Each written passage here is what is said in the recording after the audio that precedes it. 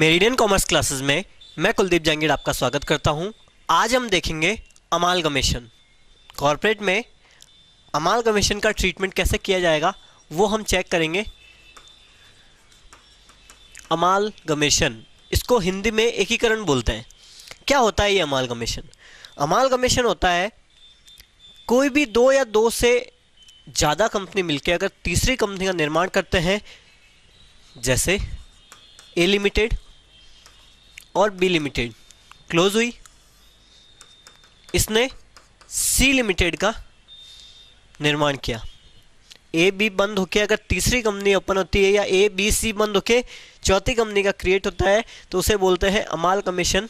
मर्ज हो जाना, अमालगमेशन हो जाना, एकीकरण हो जाना। इसमें दो मेथड है।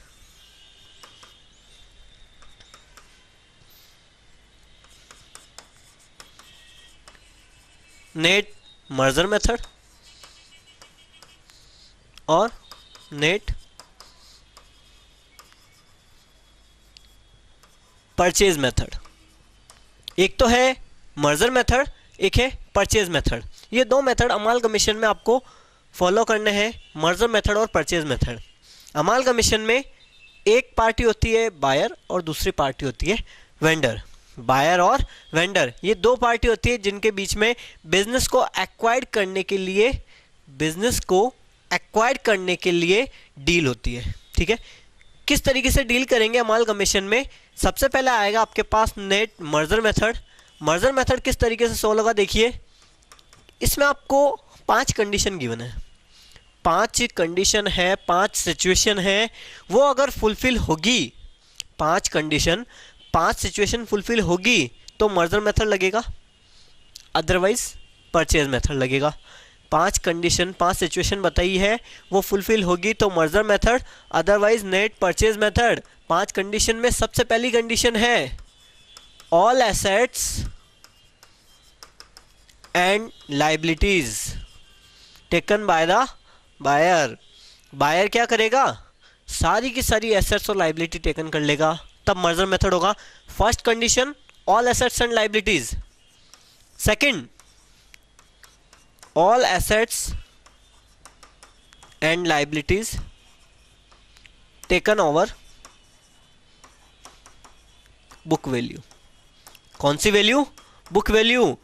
कि अगर मर्जर मेथड आपको फॉलो करना है तो जिस तरीके से बैलेंस शीट में डेटा गिवन है वो सारे डेटा अगर बायर लेता है, बैलेंस शीट में मशीनरी 1 लाख की है, 1 लाख पर ही लेगा। बुक वैल्यू पे ही एसेट्स और लाइबिलिटी टेक ओवर करता है तो मर्जर मेथड लगेगा, अदरवाइज परचेज मेथड लगेगा। थर्ड कंडीशन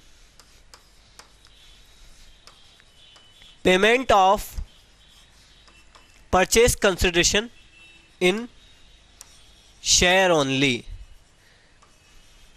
परचेज कंसिडरेशन का जो पेमेंट है वो केवल शेयर्स में होना चाहिए। आपको अगर पेमेंट करने के लिए, अगर आप कोई भी मार्केट में भी अगर जाओगे, कोई भी प्रोडक्ट खरीद के लेके आओगे तो उसके अगेंस्ट में भी आपको कुछ पैसे देने हैं, कुछ कंसिडरेशन देना है।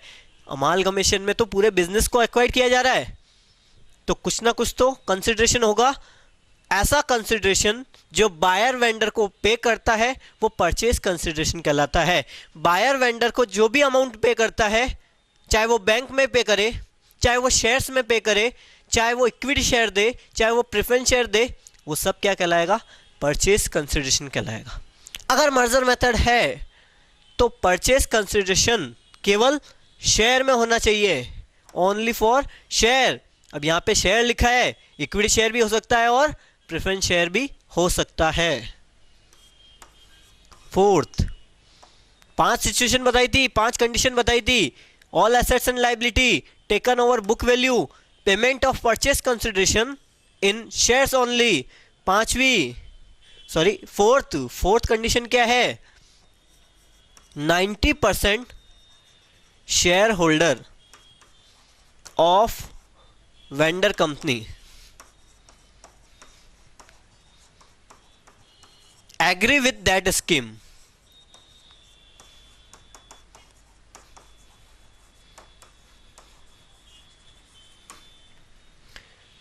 वेंडर कंपनी के 90% शेयर होल्डर, वेंडर कंपनी के, सेलर कंपनी के 90% शेयर होल्डर इस स्कीम से एग्री हो जाने चाहिए, इस स्कीम से एग्री हो जाने चाहिए। तो कौन सा मेथड लगेगा? मर्जर मेथड लगेगा, अदरवाइज परचेज मेथड अप्लाई हो जाएगा। पांचवी और last situation, last condition, business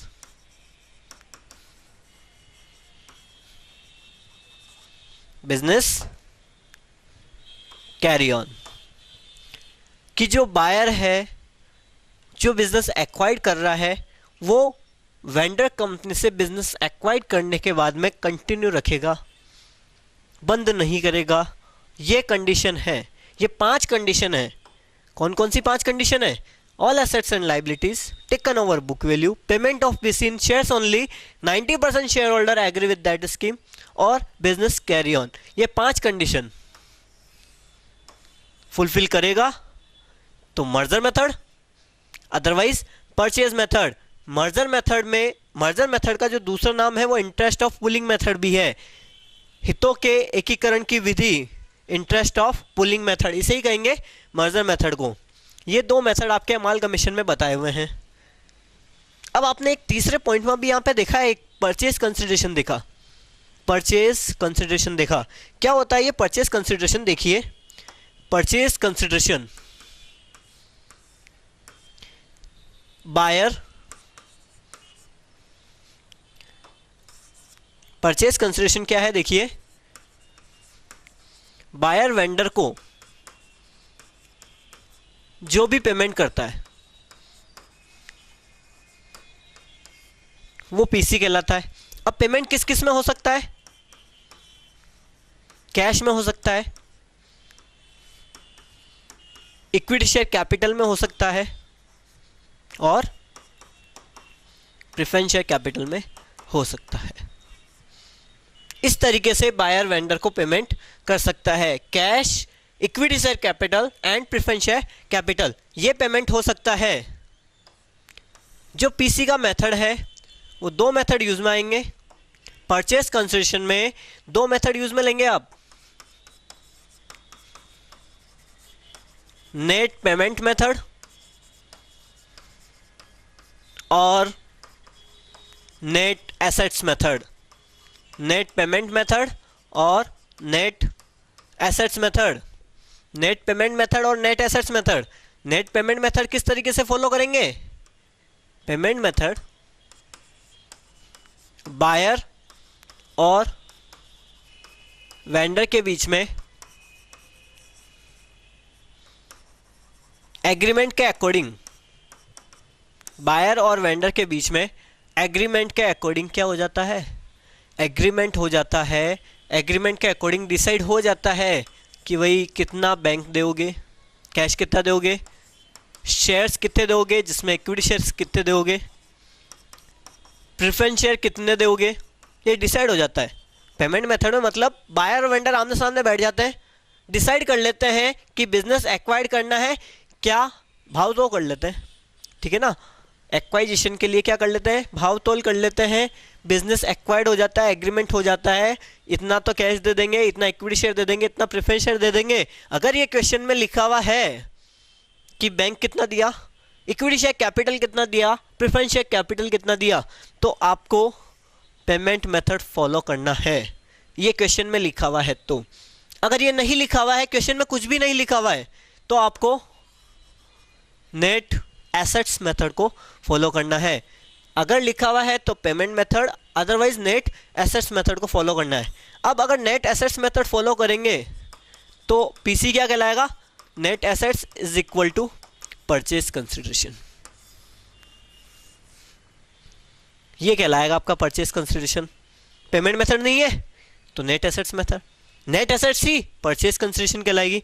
अब नेट एसेट्स में कैसे कैलकुलेट करेंगे? Total assets minus outside liability, ये आ जाएगा नेट एसेट्स। ये लीजिए साहब, नेट एसेट्स आ गया आपका। टोटल एसेट्स में से आउटसाइड लाइबिलिटी आप लेस कर दोगे तो नेट एसेट्स आ जाएगा नेट एसेट्स ही क्या कहलाएगा, परचेज कंसिडरेशन कहलाएगा। अब आउटसाइड लायबिलिटी क्या होती है? आउटसाइड लायबिलिटी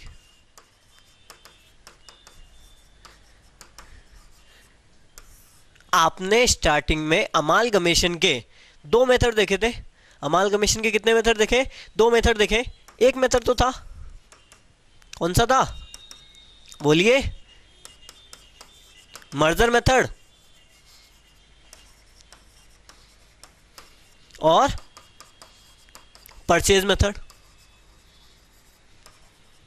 दोनों में अंतर क्या है? मर्जर मेथड और परचेज मेथड में अंतर क्या है कि भाई इसी का अंतर है। आउटसाइड लायबिलिटी दोनों में डिफरेंट तरीके से ली जाती है। आउटसाइड लायबिलिटी जो ली जाएगी नेट मर्जर मेथड में, इसमें लिखा ना आपने ऑल एसेट्स ऑल लायबिलिटी, तो जो आउटसाइड लायबिलिटी लेंगे other than capital, other than capital, capital के अलावा जो भी लायबिलिटी है सबको आउटसाइड लायबिलिटी मानेंगे और सबको यहां पे लेस कर देंगे, सबको यहां पे लेस कर देंगे। ठीक है, आउटसाइड लायबिलिटी मर्जर मेथड में कैपिटल के अलावा सभी आउटसाइड लायबिलिटी होगी, वो वहां पे लेस कर देंगे। लेकिन अगर परचेज मेथड है, अगर परचेज मेथड है तो किस तरीके से ट्रीट करेंगे कि आउटसाइड लायबिलिटी में क्या क्या नहीं लेंगे वो बता रहा हूं मैं, other than capital and reserve and surplus, या जिसे अपन कहते हैं P&L, ये नहीं लेंगे, बाकी सब आउटसाइड लायबिलिटी होगी। मतलब कि आउटसाइड लायबिलिटी मर्जर मेथड में तो कैपिटल नहीं लेंगे, बाकी सब आउटसाइड लायबिलिटी मान लेंगे, और परचेज मेथड में आउटसाइड लायबिलिटी किसे मानेंगे? कैपिटल, रिजर्व और सरप्लस को छोड़ के बाकी जितनी भी लायबिलिटी है, चाहे वो डिबेंचर हो चाहे वो लोन हो, सभी आउटसाइड लायबिलिटी मानेंगे और यहां पे रख देंगे। तो आपके क्या आ जाएगा? नेट एसेट्स आ जाएगा, और नेट एसेट्स आ जाएगा तो परचेज कंसिडरेशन की कैलकुलेशन हो जाएगी। ये दो तरीके आपने देखे आज, दो तरीके क्या क्या? एक तो अमालगमेशन समझा, जो कि भाई दो मेथड है, मर्जर मेथड और परचेज मेथड। मर्जर मेथड में 5 कंडीशन देखी, all assets liability book value पे लेंगे, परचेज कंसिडरेशन शेयर्स में होना चाहिए पेमेंट इसका, 90% शेयर होल्डर एग्री होने चाहिए और बिजनेस कंटिन्यू होना चाहिए। ये नहीं लगेगा तो परचेज मेथड लगेगा। कि भाई मर्जर मेथड में और परचेज मेथड में क्या अंतर है कि भाई आप पीसी की कैलकुलेशन करोगे तो आउटसाइड लायबिलिटी दोनों को अलग अलग तरीके से निकाली जाएगी, ये अंतर है साहब। अब परचेज कंसिडरेशन का मीनिंग आपने देखा, इसके दो मेथड है, पेमेंट मेथड और नेट एसेट्स मेथड। कब फॉलो होगा पेमेंट मेथड? जब क्वेश्चन में पेमेंट के लिए दिया हुआ है कि बैंक इतना दिया, इक्विटी शेयर कैपिटल इतना दिया और प्रेफरेंस शेयर कैपिटल इतना दिया, ये ट्रीटमेंट होगा तब payment method. Otherwise net assets method. Net assets कैसे निकालेंगे? तो लो साहब, टोटल एसेट्स में से आउटसाइड लायबिलिटी लेस कर देंगे तो नेट एसेट्स आ जाएगी, और नेट एसेट्स ही क्या कहलाएगा? परचेज कंसिडरेशन कहलाएगा। नेट एसेट्स ही परचेज कंसिडरेशन कहलाएगा। ये तो है साहब आपके अमालगमेशन के मेथड और परचेज कंसिडरेशन के मेथड। अब इसकी अकाउंटिंग ट्रीटमेंट कैसे की जाएगी? अकाउंटिंग ट्रीटमेंट देखने के लिए देखिए आप हमारा next video, accounting treatment of amalgamation.